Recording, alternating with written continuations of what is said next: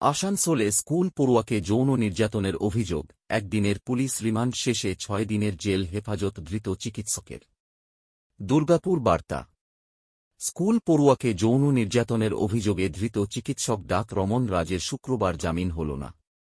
একদিন police remand শেষে শুক্রবার কার্ডিওলজিস্ট ডাক রমন রাজকে আসানসোল আদালতে এডিজে দ্বিতীয় তানিয়া ঘোষের এজলাসে পেশ করেছিল আসানসোল মহিলা থানার পুলিশ।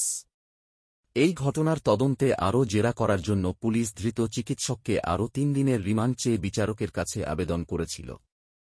কিন্তু সওয়ালজবাব শেষে বিচারক চিকিৎসকের জামিন ও পুলিশের রিমান্ডে নেওয়ার আবেদন নাকচ করে 6 দিনের জেল হেফাজতের নির্দেশ দেন।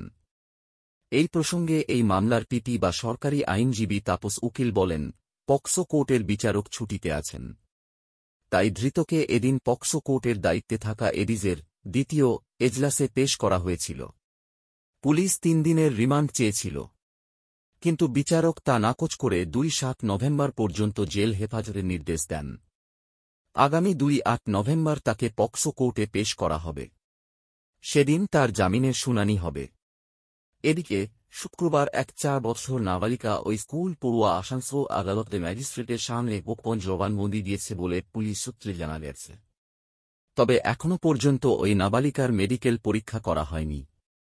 পুলিশ সূত্রে জানা গেছে, বৃহস্পতিবার তাকে পুলিশ পরীক্ষার জন্য আসানসোল জেলা হাসপাতালে নিয়ে গেছিল, কিন্তু সে এই মেডিকেল পরীক্ষার জন্য নির্দিষ্ট মহিলা চিকিৎসককে জানায় তার কিছু শারীরিক সমস্যা আছে, তাই সে এখন মেডিকেল পরীক্ষা করাতে চায় না।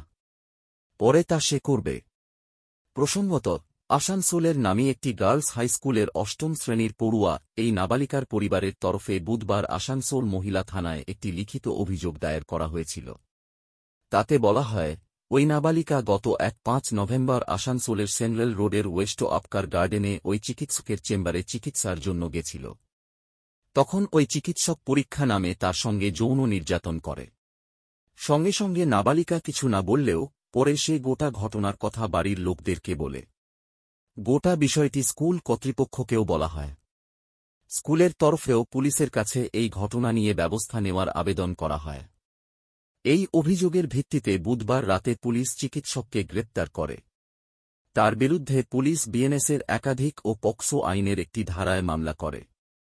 বৃহস্পতিবার তাকে 5 দিনের পুলিশ রিমান্ড চেয়ে আসানসোল আদালতে পেশ করা হয়েছিল, কিন্তু বিচারক তার জামিন নাকচ করে 1 দিনের পুলিশ রিমান্ডের নির্দেশ দিয়েছিলেন। এদিকে বৃহস্পতিবারের মতো শুক্রবারও এই চিকিৎসকের বিরুদ্ধে উঠা অভিযোগ নিয়ে চিকিৎসক মহল ও সাধারণ মানুষের মধ্যে মিশ্র প্রতিক্রিয়া পাওয়া গেছে। কার্ডিওলজিস্ট হিসেবে যথেষ্ট নামী এই চিকিৎসকের কাছে যারা চিকিৎসা করান, তাদের দাবি, এর পেছনে অন্য কোনো কিছু থাকলেও থাকতে পারে। তারা এই ঘটনার সঠিক তদন্ত দাবি করেছেন।